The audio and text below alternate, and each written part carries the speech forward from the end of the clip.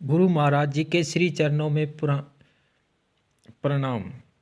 बहुत पुरानी बात है, कपूरथला शहर की।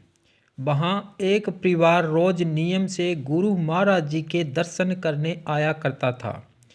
पर उस परिवार की माताजी की आंखें हमेशा गिल्ली रहती थी।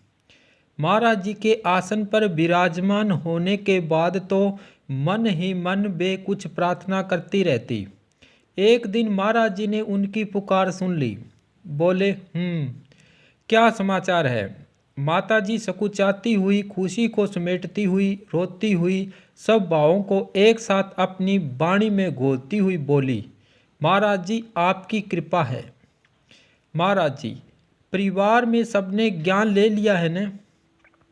यही तो माता जी की पुकार थी। वे एकदम हड़बड़ाकर बोली, जी महाराज जी, सब ने ले लिया, बस वो मेरे पति हैं न, उन्हें छोड़कर। महाराज जी, उन्हें क्यों नहीं दिलवाया? माता जी ने कहा, महाराज जी, मैंने तो उन्हें लाख समझाया, कितना सत्संग सुनाया, पर वे एक नहीं सुनते। महाराज जी बोले, क्यों, क्या कहता है? महाराज जी, उन्हें शराब के आगे कुछ दिखाई सुनाई नहीं देता, शराब ही उनकी जिंदगी है। महाराज जी बोले, ठीक है, कल तुम उसे लेकर आना, हम समझाएंगे।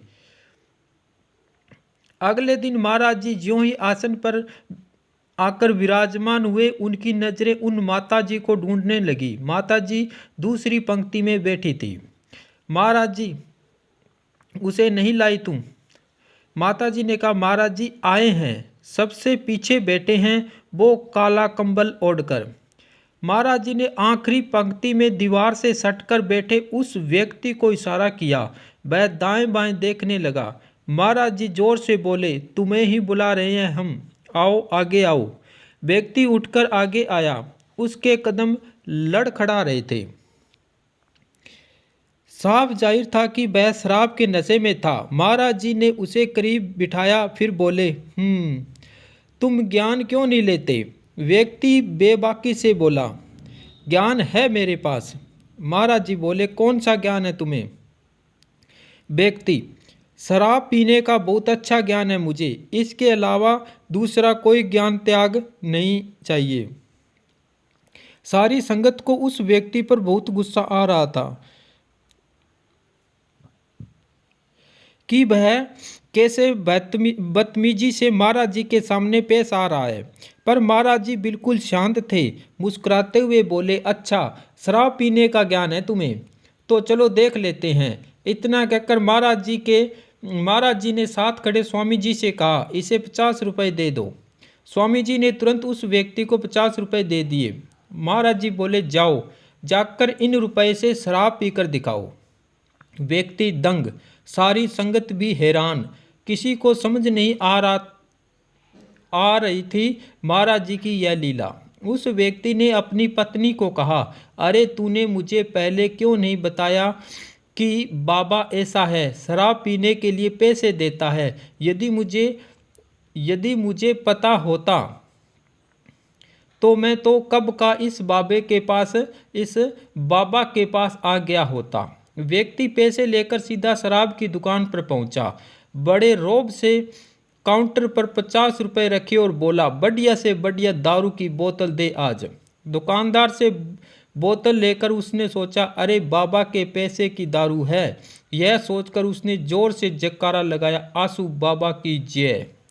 फिर दारू गिलास में डाली। जैसे ही पीने लगा, उसे गिलास में एक बड़ा सा कीड़ा दिखाई दिया। उसने गिलास जमीन पर दे मारा, फिर सीधा बोतल को मुंह लगाने लगा तो बोतल में केकड़े तैरते नजर आए।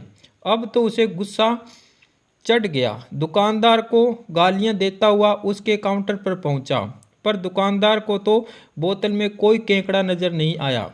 तब उस व्यक्ति ने दुकान में रखी दूसरी बोतल को घूरा। उसने आंखें बड़ी करके एक एक बोतल को देखा। हर बोतल में उसे कीड़े केकड़े दिखाई देने लगे। उसका सिर चकरा गया। आंख बंद होते ही उसकी आंखों के आगे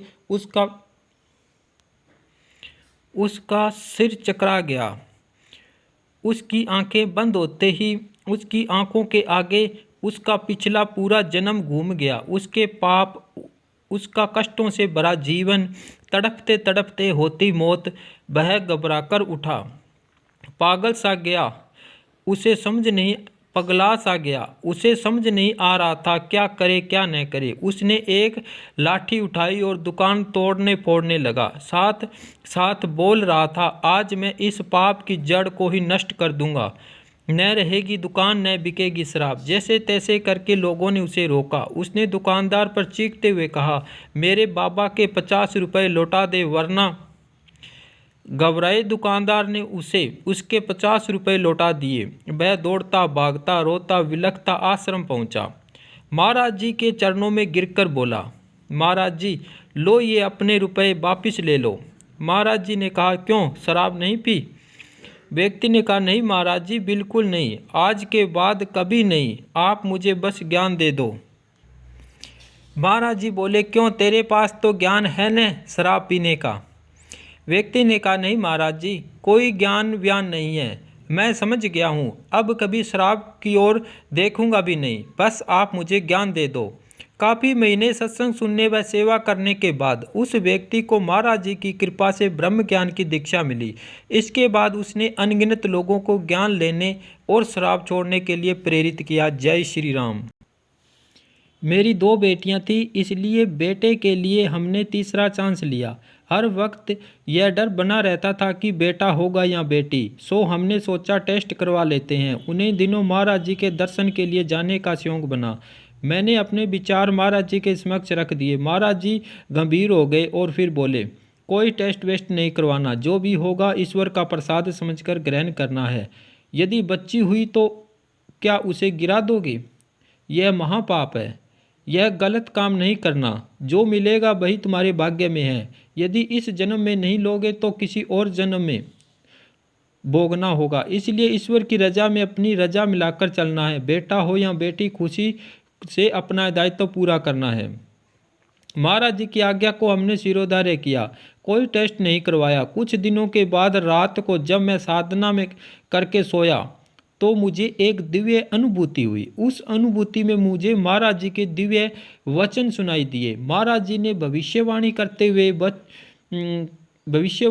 हुए कहा, आज से ठीक इतने महीने, इतने दिन, इतने घंटे, इतने मिनट, इतने सेकंड बाद तुझे ईश्वर का प्रसाद प्राप्त होगा, तेरे घर में बच्चे का जन्म होगा। मैं झट से उठा, मुझे पूरी बात अच्छी तरह याद थी। मैंने अलमारी से अपनी डायरी निकाली और तुरंत उसमें यह भविष्यवाणी ज्यों की त्यों लिख दी। समय बीता, महीने बीते, दिन बीते, घंटे, मिनट और सेकंड ठीक उसी समय पर जो मुझे अनुभव में सुनाई दिया था, मेरे घर में एक नन्ही सी प्यारी सी बच्ची ने जन्म लिया। मुझे ईश्वर का सबसे मधुर प्रसाद प्राप्त हुआ। कुछ गलत मैंने उसे अपने अंक में भर लिया। उसके चेहरे पर एक मासूम सी मुस्कान थी, पर बहुत गहरी। मुझसे यह बहुत कुछ कह गई। देखिए, संसार का कोई विज्ञान ऐसी मशीन नहीं बना पाया जो बच्चे के पैदा होने के समय को इतनी सटीकता से सेकंड के हिसाब से बता पाए।